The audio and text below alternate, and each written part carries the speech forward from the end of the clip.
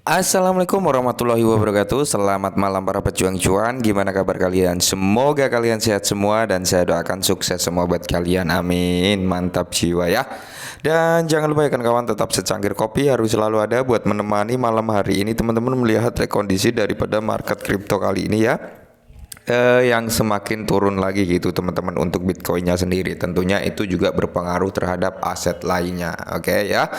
Dan di kesempatan malam hari ini teman-teman ya kita mendapatkan wejangan lagi nih dari Cheng Peng Zhou atau CEO dari Binance ya teman-teman, karena dia memberitahukan bahwasanya harus berhati-hati ya kan. Dan tetap waspada dengan sesuatu atau hal yang terjadi terhadap exchange. Mungkin aset-aset kalian ada di exchange tersebut gitu kan, yang mungkin ciri-cirinya sama yang diungkapkan oleh Binance ini. Segera amankan aset teman-teman gitu ya, maksudnya seperti itu ya. Nah, di sini teman-teman Cheng Peng Zhou ini memberitahu nih bahwasanya CEO Binance mengatakan mengapa Anda harus menghindari pertukaran yang melakukan ini. Nah, jadi gini ya.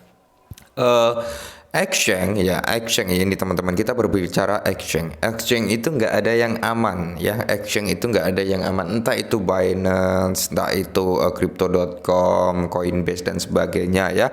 Exchange itu nggak ada yang 100% aman teman-teman ya. Lebih baik kalau menurut saya pribadi nih teman-teman ya, lebih baik itu kita menyimpan aset kita ya di hard wallet kah atau di wallet pribadi lah, intinya seperti itu teman-teman ya. Dan bisa juga kalian nyimpen di DEX ya, DEX teman-teman sendiri kayak gitu ya, yang kalian gunakan, entah itu menggunakan MetaMask ya, menggunakan Bitcap, menggunakan Trust Wallet dan sebagainya lah, karena banyak sih DEX ya teman-teman di situ ya. Karena apa? Gini ya, kalau di DEX ya memang ada resikonya juga. Resikonya apa? Terkena scammer. Gampang sekali terkena scammer di DEX. Yang penting kalian nggak main-main asal nautkan wallet kalian terhadap link-link nggak jelas ya, seperti itu teman-teman. Kalau di exchange itu ketika ada sesuatu hal besar terjadi ke exchange tersebut ya, dan terjadi kepanikan dari user tersebut dan usernya itu menarik aset mereka secara bersamaan ya, secara tidak langsung exchange tersebut akan collab. Nah, kalau sudah collab akan menutup penarikan, kurang lebih seperti itu. Dan setelah penutup penarikan, aset kalian nggak akan bisa ditarik karena sistem withdrawnya sudah ditutup. Maka dari itu kita juga harus selalu update ya perihal exchange ini teman-teman. Karena apa?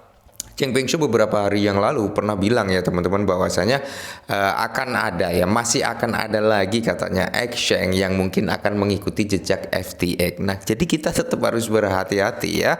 Takutnya nanti salah satu exchange yang kita gunakan malah terkena kan gitu teman-teman. Jadi kita harus selalu update juga sebelum withdraw yang itu ditutup. Kita harus segera memindahkan aset kita lah, intinya seperti itu, oke?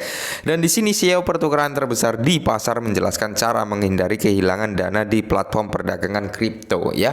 Jadi dikasih tips oleh Cheng Peng Zhou nih untuk menghindari ya kerugian atau kehilangan aset kita di platform perdagangan kripto ya, exchange gitu teman-teman. Dimana Cheng Peng Zhou, CEO Binance ini, orang yang sekarang dianggap sebagai salah satu personal paling berpengaruh di seluruh industri, menyoroti satu fakta penting yang harus dilihat oleh pengguna pertukaran cryptocurrency sebagai bendera merah setelah terjadinya DeFi atau terjadinya keruntuhan dari raksasa FTX ya teman-teman. Jadi bendera merah nih, emang market kripto sekarang sedang berdarah-darah ya.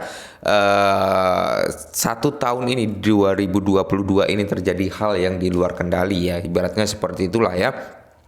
Yang pertama DeFi-nya Luna Classic dan USDC ya teman-teman, dan yang kedua ini runtuhnya atau bangkrutnya, collab-nya raksasa exchange FTX ini ya teman-teman ya. Kata Cheng Peng Zhou sih katanya ada permainan orang dalam kayak gitu teman-teman, tapi kita juga nggak tahu secara pastinya akan seperti apa ya. Kita lihat aja nanti perkembangannya, oke? Nah, di sini ini adalah pergerakan cryptocurrency dalam jumlah besar dari alamat terkait pertukaran sebelum atau setelah mereka menunjukkan alamat dompet mereka. Nah, jadi gini ya, Suatu exchange yang pertukaran sebelum atau setelah mereka menunjukkan alamat dompet mereka, kekhawatiran Siobanis lebih dari sekedar dibenarkan. Nah ya, sekedar dibenarkan. Biasanya pertukaran terpusat yang beroperasi dengan lancar tidak harus terus-menerus memindahkan dana dalam jumlah besar selama periode beban tinggi. Oke, nah jadi gini ya, pertukaran crypto exchange yang ibaratnya lancar, besar dan sebagainya tidak harus memindahkan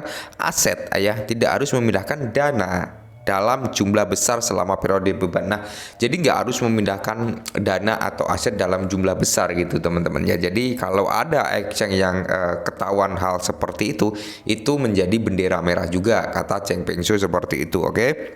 Nah, sebuah kebingungan transaksi besar menunjukkan bursa adalah tanda pertama dari likuiditas aktif dari pemilik eksternal bursa secara teknis. Nah, pertukaran mata uang kripto tidak boleh memindahkan dana pengguna di luar ekosistem platform karena menimbulkan resiko likuiditas. Nah, jadi ya, ketika ada suatu exchange memindahkan dana pengguna ya, itu menjadi salah satu sorotan bendera merah karena apa? Itu beresiko terkena likuiditas, teman-teman. Nah, jika resiko tersebut terjadi terkena likuiditas, maka di situ akan banyak pressure-nya, akan banyak tekanan terhadap exchange tersebut, akan menjadi kepanikan para user tersebut, akan menjadi titik penarikan secara skala besar dan akhirnya apa, exchange tersebut collapse. Nah, jika kalian menemukan atau melihat platform atau exchange melakukan hal yang seperti ini, teman-teman ya mungkin bisa ngamanin dulu aset-aset kalian, entah dipindahkan ke wallet pribadi atau ke exchange lain yang mungkin menurut kalian lebih aman gitu ya. Nah, setelah likuiditas bursa jatuh di bawah titik tertentu, lonjakan penarikan yang tidak terduga kemungkinan besar akan menyebabkan situasi yang mirip dengan FTX ya.